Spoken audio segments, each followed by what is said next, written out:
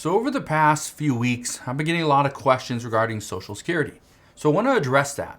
One of the things that we are getting questions on is, are we going to see more Social Security benefits? So I want to touch on that. I want to talk about Medicare and the potential insolvency there, when it could potentially happen.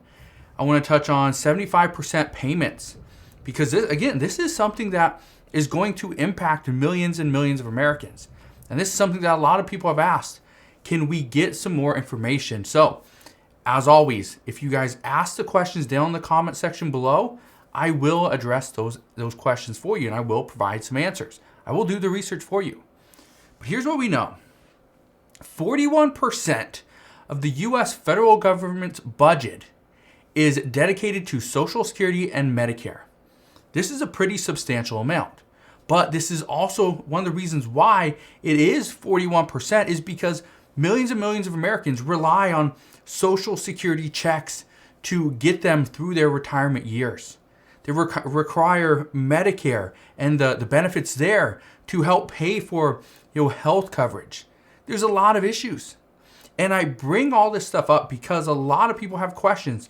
And there's more and more questions that do remain about what is going to happen to the boost to these programs. Are we going to see a boost? President Biden talked about $200 per month to Social Security recipients, but there's no discussions on that.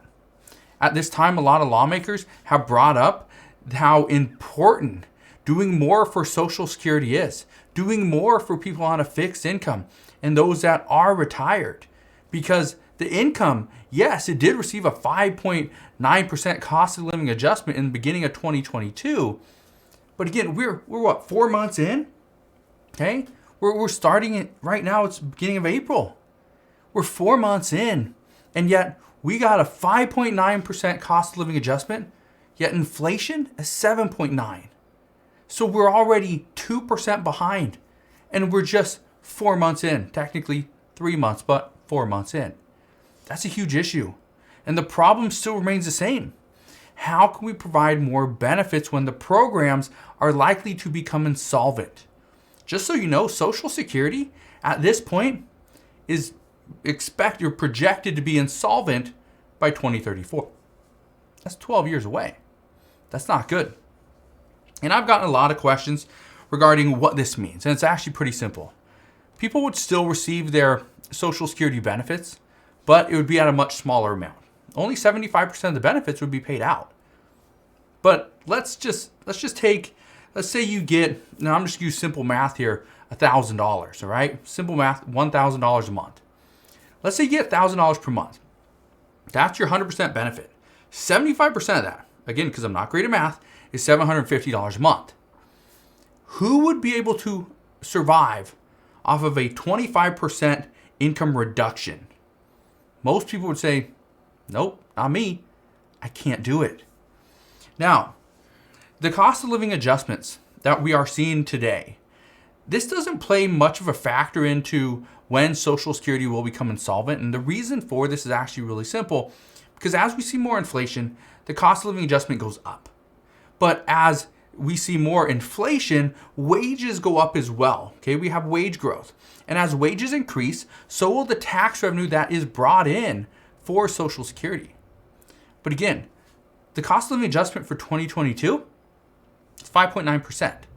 The cost of living adjustment, the expectation for 2023 is currently at 7.6%. So a little bit higher, but as we see more of a cost of living adjustment, okay, as it goes up, that also means that inflation is going up as well. So it's not great news. Okay, it's not great news. And I know I don't talk a lot about Medicare and the Medicare Trust Fund, but here's what we know, okay? And again, you got to keep in mind, I'm doing all this research. I don't get Social Security. I don't get Medicare. I don't even know if these programs are going to be around when I'm able to get it, okay? But again, I love doing the research because I like to understand what's going on. So I'm doing the research for you guys, okay? Because again, this doesn't impact me today. Well, I guess it does if taxes were to go up, but as for the benefits, I don't get anything out of this. So again, I'm just doing this because you guys are asking the questions. Okay, I'm only 35 years old. But here's what we do know. Medicare will likely have funds needed to pay full benefits until 2026. 2 years ago, it was expected that Medicare would become insolvent in 2022. That's this year. That would be scary to a lot of people. Now, after Medicare becomes insolvent, and I hope it doesn't, but if it does, we could see a pretty substantial reduction in benefits. Or Congress would step in and provide the funding needed.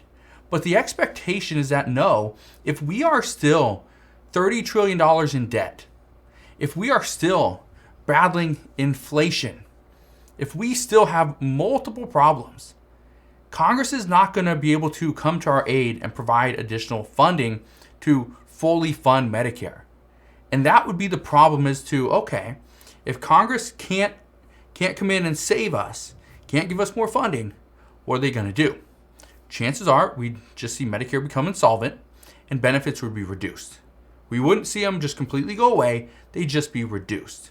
And it would impact a lot of people. Now, the other thing is, what if Republicans take control over the House and the Senate? Well, what we would expect is we would not see an increase to taxes. We wouldn't see that. So providing additional funding for these programs is probably out of the question. And I know what you're thinking, well, so you're telling me I need to vote for Democrats? No, that's not what I'm saying. And again, honestly, I can't give you a good answer as to who to vote for because honestly, we don't know. We can listen to all their campaigns and all their speeches and decide, should we vote Democrat or Republican? But at the same time, everyone lies, right? We've seen that. We see it time and time again. But here's what I can tell you. What I can tell you is that one of the ideas that has been brought up by multiple Republicans, and not just this year, just recently it's been brought up by Republican Senator Mitt Romney out of Utah, but many Republicans and even some moderates in the past have talked about potentially cutting benefits to younger Americans. And what this would do is this would allow Social Security funding to go a little bit longer. That's all it's going to do. Now, something that has been mentioned multiple times has been to change the early retirement age from 62 up to 65 by adding 3 years on top of it. By doing this, and again, and I've addressed this multiple times in the past, that Americans are living a little bit longer. Not by 10 or 20 years, but just by a few years. So the expectation is at some point, if Democrats do follow the science, like they say, then yes, Democrats will increase the age from 62 to maybe 63, 64, or potentially 65 years of age. But again, this is obviously something that Democrats don't want to do right now, as this would cause a lot of pain, a lot of harm to people that are banking on early retirement, especially after the last 2 years. These were awful years. And so nobody wants to see their benefits cut. Now, I know you're probably wondering, well, you bring up how multiple people have mentioned cutting benefits, but how many people are really pushing for more benefits or even talking about Social Security at this time? And here's the truth. The truth is that most people are not bringing it up. Most lawmakers, they're working towards their priorities. That's what they want to do first, and then they will address Social Security when they have pretty much no other choice. According to experts, that's what they're expecting. They're expecting lawmakers will come to the aid of Social Security recipients when there's no other choice. Their back is against the wall. Because guess what? That's exactly what Congress does. They wait and they wait and they wait, and finally when it's coming to a deadline, they will miss it once or twice or 3 times, and then they'll pass something. And it's not going to be the big bill that everybody is wanting or hoping for. It's going to be a slimmed down version that's going to help smaller amount of people. But many experts do believe that nothing's going to happen with Social Security in 2022. Got too many issues. We got Ukraine and Russia. We got inflation. We got a housing crisis that many are saying is coming, right? We got midterm elections. Midterm elections are going to be big. And here's what they're also saying.